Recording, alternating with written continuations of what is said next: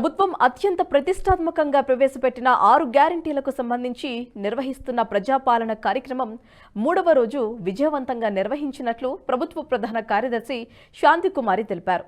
3 రోజుల్లో మొత్తం 40,57,000కు పైగా దరఖాస్తులు అందాయని పేర్కొన్నారు.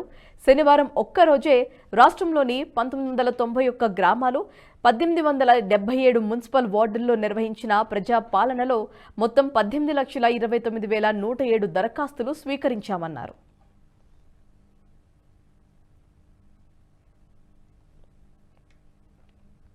ఈ వీడియో మీకు నచ్చినట్టయితే లైక్ చేయండి, 10 మందికి షేర్ చేయండి. అలాగే కామెంట్ల రూపంలో మీ అభిప్రాయాలను మాతో పంచుకోండి. Nationalist hub group of channels ను సబ్స్క్రైబ్ చేసుకుని తెలుగునాట జాతీయవాద జర్నలిజాన్ని ప్రోత్సహించండి. ఈ వీడియో కింద ఉన్న బెల్ ఐకాన్ పై క్లిక్ చేయడం మర్చిపోవద్దు.